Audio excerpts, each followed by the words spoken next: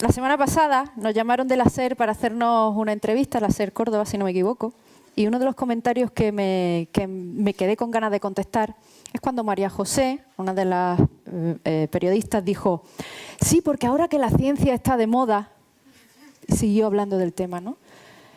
Y yo quería contestar: no, o sea, eso no es algo espontáneo, eso no es algo que surge de la nada. Aquí en Córdoba estáis viendo mucha ciencia en la calle, está saliendo de los investigadores, de las 4 paredes donde se hace la ciencia, está saliendo al público, que al fin y al cabo es quien la paga con sus impuestos, gracias a instituciones como la Unidad de Cultura Científica de la Universidad de Córdoba, gracias a muchas unidades de cultura científica de centros de investigación, porque es una apuesta clara para hacer que la ciencia no se quede en el mundo de la ciencia, sino que salga y que se dé a conocer. Así que yo pido de verdad, desde el corazón, un aplauso para la gente que, como Elena y su equipo, hacen que la ciencia llegue a quien tiene que llegar. Por favor. Gracias. Bueno, pues yo he venido aquí a hablar de mi película, es decir, de mi vida. Yo me llamo Natalia Ruiz Zelmanovich, le falta una T a mi apellido, pero estoy muy acostumbrada, no te preocupes, Elena. ¿Y tú de qué vas a hablar? ¿De qué voy a hablar yo? Los que ven el plasma lo van a ver más claro, yo aquí lo voy a ir explicando, en señales y moviéndome por el escenario. Pues yo voy a hablar de contar la ciencia porque para mí es el mejor trabajo del mundo. Probablemente porque no tengo otro, pero para mí es el mejor trabajo del mundo, mundial. Bueno, para empezar tengo que explicarles quién soy, ¿no? Como he dicho que vengo a hablar de mi libro. Yo nací en Hermont-Val d'Oise, un pueblecillo del norte de Francia, cerquita de París, porque mi madre es francesa. Mis padres se conocieron en Mallorca, se enamoraron y mi papá emigró, ¿no? Mi papá es fontanero, emigró a Francia. Este es el ayuntamiento de Hermont-Val d'Oise. La verdad es que no me acuerdo porque cuando mis padres decidieron volver al pueblo, yo tenía 3 años. Entonces, de París, según Google, caminaron durante 348 horas hasta Almuñécar, donde llegaron, en la costa de Granada, y ahí fue donde crecí. En Almuñécar, este es el ayuntamiento de Almuñécar, también muy bonito. Allí fue donde crecí y yo fui al colegio de la Antigua primero y después a la Santa Cruz. Estos son los coles donde yo estudié. Y después estuve en el Instituto Antigua Sexy. Antigua Sexy porque es el nombre fenicio, el nombre fenicio. Somos sexitanos y sexitanas. Ese es nuestro gentilicio tan adorable. Y después estuve en la Universidad de Granada. En la Universidad de Granada me licencié en traducción e interpretación. Como mi madre es francesa, dije, pues lo voy a tener fácil. No, no fue fácil. Bueno, yo estudié gracias a que había becas. No sé si ahora os suena esa palabra. ¿Sabéis lo que son? Son becas en la educación pública. Yo estudié en la pública, es algo que reivindico siempre. Clara también lo reivindica mucho, ahora vendrá y os lo contará ella. Y además de las becas, pues yo en verano tenía que trabajar. Pues trabajaba en cafeterías, pizzerías, restaurantes, donde pillaba, para completar las cantidades económicas que antiguamente eran en pesetas, para poder llegar al final de los estudios. Bueno, pues yo me licencio y un señor que se llama Juan Carlos no sé qué me firma como que he terminado la carrera, ¿no? Digo, vale, pues ahora tengo con mi título, voy con mi título, ¿a qué? Cuando tienes un título, ¿qué haces? A buscar trabajo. Lo puedes marcar en el cuarto de baño que te va a servir para lo mismo. No, es muy importante estudiar, ¿vale? Lo digo en serio. Entonces, mis primeros trabajos fueron en mi pueblo. En el Ayuntamiento de Almuñécar fue el último sitio donde trabajé antes de dedicarme a la comunicación y antes había hecho comunicación generalista. Había trabajado en la radio y televisión tropical de Almuñécar. ¿Qué os creéis? ¿Que en Almuñécar no teníamos tele y radio? Pues sí. En esa época dorada de las televisiones locales, ¿no? Donde se hacían un montón de cosas. Pues ahí aprendí muchísimo. Y también trabajé en Onda Cero Radio durante una temporada, hasta que nos echaron a Julia Otero y a mí. Por ese orden. ¿Qué pasa en el año 2000? Yo ya he terminado mi carrera, tengo un poquito de experiencia en medios de comunicación generalista y me enamoro. ¿Y a dónde me voy? Pues me voy a Tenerife y camino durante 124 horas como Jesucristo sobre las aguas, porque lo dice Google, y llego hasta Tenerife y allí digo, bueno, pues como me he enamorado, me vengo a Tenerife aquí a buscarme la vida, vamos a ver qué pasa ahora. Dice Cicerón, en aquifrases.com, que es el azar, no la prudencia, quien rige la vida. ¿Por qué digo esto?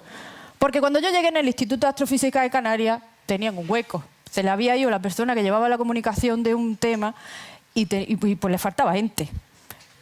¿Y qué hice yo? Según dice nuestro amigo Louis Pasteur, en el campo de la observación el azar solo favorece a la mente preparada. ¿Qué quiero decir con esto? Que yo llegué allí y hubo una casualidad muy buena, pero si yo llegué con mi título, dije, tengo un título, sé francés e inglés, ¿qué queréis? Y ellos se quedaron un poco flipados conmigo, porque luego llega Buda y dice, yo no dije nada de eso en ningún momento, o sea que hay que fiarse de aquifrases.com. No, no me hagáis caso, es broma. Me contrataron. Natalia Ruiz Cermanovi, de la televisión tropical de Almuñécar, y te contratan en el Instituto de Astrofísica de Canarias. ¡Cagá! Yo estaba cagada. Yo decía, yo aquí me van a echar los 2 días. Me hicieron responsable de comunicación del Gran Telescopio Canarias, el telescopio más grande del mundo de su tipo. Yo iba por un lado y para el otro. Yo decía, me voy a morir aquí, me va a dar algo. El telescopio, los que lo podáis ver, aquí no se ve ahora mismo. Hay un cielo precioso. Canarias, creo que es el 3er sitio mejor del mundo para observar, en el hemisferio norte. Pero cuando yo llegué, aquello era un agujero en el suelo. Había un agujero en el suelo, literal. O sea, había una cosa redonda en el observatorio de Palma, una cosa redonda en el suelo, pelado. Y obras. Claro, yo tenía que hablar de la ciencia que iba a hacer el mejor telescopio del mundo. Pues ya me dirás tú cómo lo hago. Lo primero que hice, pedí los planos. Dije, yo voy a tener que aprenderme este telescopio hasta el último tornillo. De pe a pa. Trae los planos. Pues yo me veía allí con los planos de ingeniería del telescopio y de la cúpula, que también es muy importante. Y esto era lo que había en aquel momento. Igual no lo veis, pero se ven las primeras obras, ¿no? Una construcción, es como construir un edificio. Se ve gente, se ve cemento, se ve ladrillo. Y tú dices, ¿y qué ciencia es esta? Pues hay muchísima ciencia detrás de todo esto. ¿Qué hicimos? Como no teníamos nada, porque teníamos una obra nada más, y a mí me estaban pagando, pues me puse a decir, bueno, vamos a hacer dibujos para explicar a la gente cómo funciona. Primero dibujos en 2D, dibujos en plano para explicar cómo se mueve, para explicar cómo va a funcionar, dibujos sobre cuál era el tamaño comparativo del espejo, que iba a ser el más grande del mundo, de hecho lo es. Folletos, hicimos unos folletos. Ahora, que no me oiga nadie, ahora se ven muy feos, pero en aquel momento era lo más, era lo último en folletos. Hicimos hasta una maqueta para que la gente lo pudiera tocar y lo pudiera ver. Porque imaginaos, yo entré a trabajar allí en 2001. Aquello no se inauguró hasta el 2009. Es la construcción de telescopio mejor documentada de la historia. Hablábamos hasta del GPS que tenía el telescopio para calcular. Bueno, en fin, un horror. Pues creamos un blog. En el año 2002 creamos un blog. Tengo una pelea con Aberrón, que es un divulgador científico, un periodista, porque él dice que él creó el primer blog. No, lo creé yo. ¿Vale? Yo hice el primer blog y además fuimos los primeros que hicimos spam, porque cogimos a todo el mundo y dijimos, venga, os vais a comer este blog por narices. Y se lo mandábamos al correo. Después ya nos regañaron. Entonces publicábamos en ese blog absolutamente todo lo que se nos ocurría. Todo lo que pensábamos que podía ser de un mínimo interés. El proceso de construcción. Lo que estáis viendo ahora era lo que le llegaba al correo a la gente que estaba suscrita por obligación a Angelico. Y empezamos a hacer, dijimos, bueno, vamos a hacer... ¿Qué podemos hacer aparte de cosas en papel? Tenemos que llegar al mundo. No nos podemos quedar aquí con cosas en papel. En Canarias, imagínate, ¿qué haces? ¿Mandas cajas de papel y folletos al resto del mundo? Pues creamos, aparte del blog, creamos animaciones. En esas animaciones explicábamos, primero, de una forma muy sencilla, porque teníamos, ojo al dato, aquí es lo que decíamos antes, dinero, dinero, dinero. Teníamos un servicio multimedia. Un señor que hacía animaciones, que grababa y que editaba. El tío 3 en 1. Un crack. Gabriel Pérez se llama. Pues las primeras animaciones eran muy simples, ¿no? Explicando cómo se tenían que mover los segmentos, los 36 segmentos del telescopio tenían que formar como una sola superficie, como un cuenco muy abierto. Y eso tiene una tecnología nanométrica, ¿no? Después ya fuimos complicando la cosa, empezando a hacer vídeos más complejos, explicando cómo funcionaba, por ejemplo, en este caso, la óptica adaptativa, que es una técnica para compensar las deformaciones que trae la luz cuando atraviesa la atmósfera. Y ya después, cuando ya vimos que la cosa se empezaba a animar, pues ya íbamos a grabar vídeos de verdad. Para nosotros fue un paso muy importante, pasar de las animaciones y de las cosas que tienes en tu cabeza a ver las cosas cómo van creciendo. Fue como ver crecer a un bebé, en menos tiempo, pero como ver crecer a un bebé. Grabábamos vídeos sobre la evolución, cómo iba evolucionando la obra, cómo iba evolucionando la montura del telescopio, cómo se aluminiza un segmento de un espejo. E incluso hicimos algunos dibujos animados cuando nos aburríamos, porque había plazos de tiempo en que no pasaba nada, ¿no? Porque estaban ajustando cosas que no se podían enseñar o no se podían grabar porque tampoco tenían mucho interés, pues hacíamos dibujos animados. ¡Hola, Harness! ¡Hola, Piping! Estos eran las voces de los dibujos animados. Si escucháis alguna vez estos vídeos, sabréis que harness y piping significan tuberías y cableado. O sea, cualquier tema era susceptible de ser contado. Bueno, ¿con qué os tenéis que quedar? Esto está en la isla de La Palma. Es el telescopio más grande de su tipo. Es súper bonito. El espejo es el más grande, 10,4 metros de diámetro. Tiene una instrumentación científica puntera. Y yo estoy muy enamorada del telescopio. ¿El futuro cuál es? En cuanto a grandes telescopios. Como veis ahí, la comparación, bueno, no sé si lo veis. No, aquí no se ve. El próximo gran telescopio que se va a construir es el Extremely Large Telescope, que va a tener 39 metros de diámetro, el espejo primario. El que tenemos ahora tiene 10, o sea que imaginaos el bicho. Y ese va a ser el futuro. Con eso queremos estudiar incluso atmósferas de planetas muy lejanos, que es uno de los retos de la ciencia ahora mismo. Bueno, y os preguntaréis, ¿tú qué haces? Tú nos has contado toda esta movida, cómo empezaste en esto y tal. ¿Y qué haces? Pues yo soy una Science Public Information Officer. En español, una curranta. ¿Y qué hago yo? Espío. Yo me dedico a ver lo que hacen los investigadores y las investigadoras para contarlo. Ahora mismo trabajo en un proyecto de astroquímica que se llama Nanocosmos. Lo que hacemos es estudiar todos los procesos químicos que ocurren en el universo, en distintos entornos. Pero nos hemos centrado sobre todo, estos son mis tres jefes, no les veis aquí, los que estáis por delante no les veis, pero son mis tres jefes. Les tengo que dar las gracias porque como gracias a ellos. ¿Y qué hacemos? Las estrellas básicamente tienen dos formas de morir. Bueno, algunas tienen algunas otras, pero por lo general tienen dos formas de morir.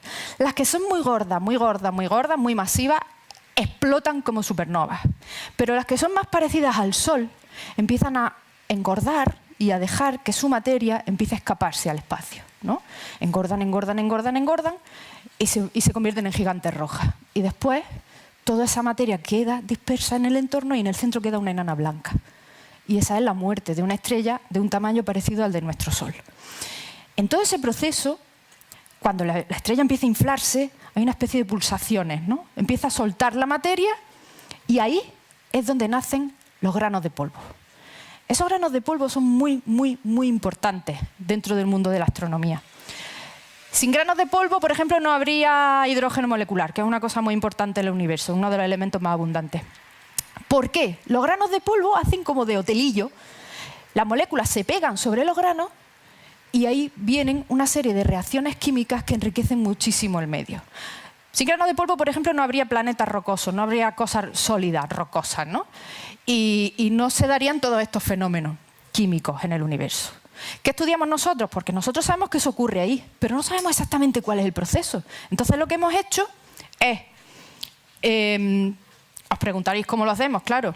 Pues primero hacemos observaciones en el rango de la onda milimétrica y submilimétrica. O sea, con antenas observamos todo lo que ocurre en el universo. Cogemos esos datos. Después hacemos modelos químicos. Decimos, vamos a ver, ¿cómo es posible que si aquí tenemos esto y aquí tenemos esto, a ver qué pasa por el camino? Entonces hacemos una serie de modelos reproduciendo qué podría pasar para ver si encaja y coincide. Y hacemos experimentos de laboratorio. Tenemos una máquina donde se va a reproducir cómo nacen los granos de polvo en las envolturas de las estrellas moribundas y qué pasa hasta que llegan al medio interestelar y se liberan. Recordad que cuando una estrella muere, el 99% que suelta son moléculas de gas en fase gaseosa y solo el 1% son granos de polvo. O sea que realmente es una cosa muy precisa y hay que estudiar qué ocurre en esos entornos. Bueno, y aquí después de contaros todas las cosas que hago, ¿por qué eso de divulgar, ¿no? ¿Por qué divulgamos? Primero por el puro conocimiento. Aplicaciones y todo lo que venga después es maravilloso. Yo defiendo que se investiga por el puro placer del conocimiento. A partir del conocimiento puede venir todo lo demás. Y además es que es un derecho humano. Está en la Declaración de los Derechos Humanos del 48 el derecho a disfrutar del progreso científico. Pero yendo más allá, en el 66 se amplía diciendo que también tienen derecho los ciudadanos a disfrutar del conocimiento generado durante el proceso de investigación. Es decir, no solo disfrutar de las aplicaciones, sino saber, conocer, comprender. ¿Eso qué es lo que, si eso funcionara como tiene que funcionar, qué generaría? Pues una mayor implicación social de la sociedad en general en todos estos procesos. Unas mejores políticas, porque todos sabríamos un poquito más, y un mejor compromiso. Es un proceso que se retroalimenta, ¿no? Y desde el punto de vista egoísta para los investigadores, ¿por qué se debe hacer divulgación? Primero porque está comprobado que aumenta el número de citas. Eso le preocupa muchísimo a los investigadores, tener muchas citas. Si tú haces una nota de prensa de tu paper, de tu artículo científico, tienes más citas. Segundo, porque estás generando más oportunidades de conocer a otros grupos de investigación con los que puedes tener interacciones muy interesantes. Y tercero, porque te puede proporcionar más financiación a la larga. Eso es ya desde el punto de vista egoísta para los investigadores. ¿Cómo se puede hacer eso? Por un lado, se puede formar a los investigadores. Hola, Clara. Hola. Guapa.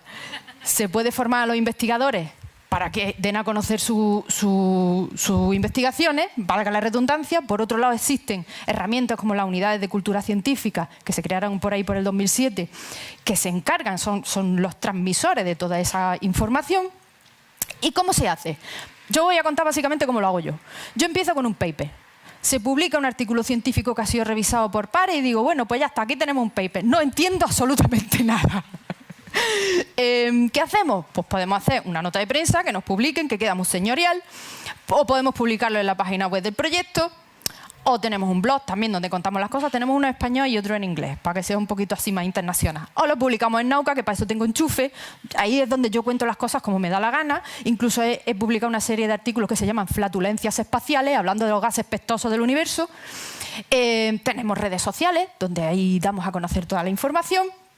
Hacemos entrevistas, estamos en los medios, a los jefes les encanta salir en los medios. A veces está bien y a veces dice, bueno, pues tampoco es para tanto, pero bueno, a ellos les gusta. Incluso tenemos secciones, hemos tenido secciones en programas de radio, hacemos animaciones. Para mí la imagen, lo visual es súper importante. Y una cosa que es astroquímica, que al final lo que tiene es un espectro de rayas, eso en general la gente no lo entiende. Entonces hay que hacer animaciones explicando. Hacemos vídeos. Damos charlas, muy importante el factor humano, que los investigadores e investigadoras cuenten lo que hacen, que lo den a conocer. También hemos conseguido un proyecto de cómics con el European Research Council. Nosotros nos presentamos, nos seleccionaron y nos están haciendo un cómic inspirado en la ciencia que hace nuestro proyecto. Y está muy guay también. Os recomiendo que vayáis a la página ERC Comics. Y luego, lamentablemente, FECID consideró que yo era merecedora de unos fondos para hacer un documental y ahora pues lo tengo que hacer. Bueno, ya os contaré. En fin. Que todo esto parte del enamoramiento, el enamoramiento de un agujero en el suelo, que aquello no era un páramo, daba mucha pena verlo, y ya está. Os preguntaréis, ya está, hasta aquí hemos llegado. Creo que voy un poco rápido o un poco lento. ¿Voy bien de tiempo? Vale. Pues hasta aquí hemos llegado. No. El tiempo que estuve en el Instituto de Astrofísica de Canarias, que estuve 7 años, aproveché para matricularme en la Escuela de Actores de Canarias. ¿Por qué? Después allí estuve 2 años, porque era el sueño de mi vida. Yo con 17 años mi papá me dijo, hija, ¿y tú por qué no estudias cosas? Él habla así, ¿eh? Hija, ¿y tú por qué no estudias cosas de estas de teatro? Y yo me quedo mirando a mi papá y digo, papá, porque de eso no se come. Fijaos la mentalidad que tenía yo de pobre en aquella época, que yo decía, yo tengo que trabajar en algo que me dé de comer. Entonces me dediqué a ser traductor e intérprete. No. Entonces estuve 2 años en la Escuela de Actores.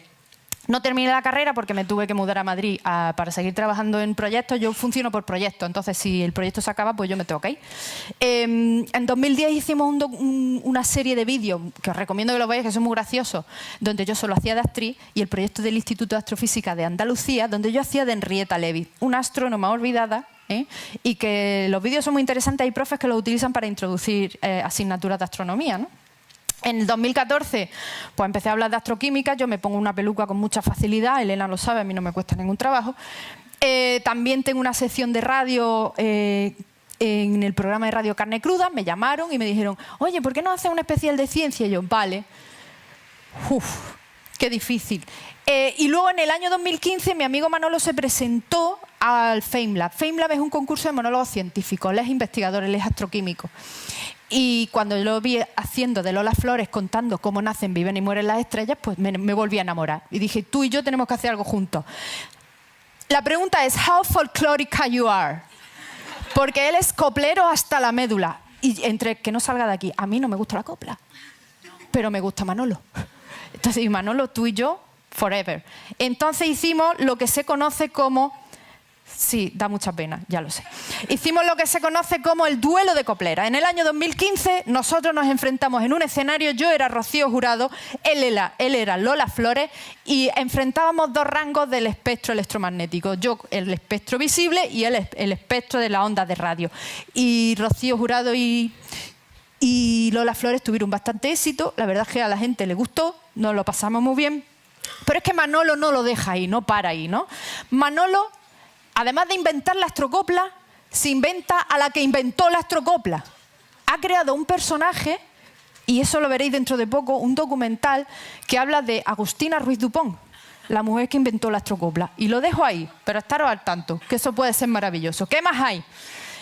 Porque yo no he venido solo aquí a hablar de mi película. Pues aparte de que también hago figuritas de plastilina en el portal de Belén, que es que una vale para un roto y para un descosío, pues aquí tenéis un ejemplo de la cantidad de actividades de divulgación que hay. Es cierto que la divulgación de la ciencia está viviendo una época dorada. No la ciencia en sí, la divulgación de la ciencia. Como profesión está muy bien para el que pueda comer de ella.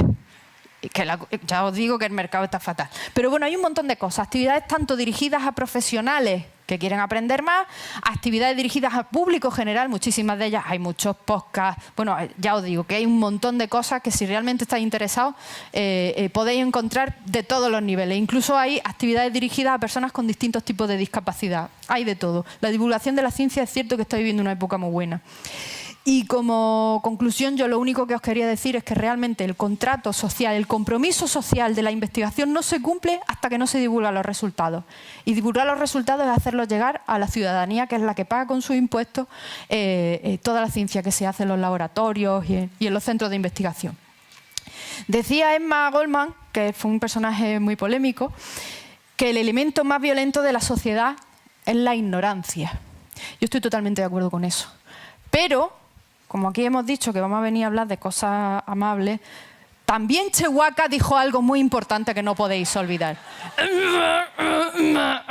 O algo así. Señoras, señores, sin ciencia no hay futuro. Gracias.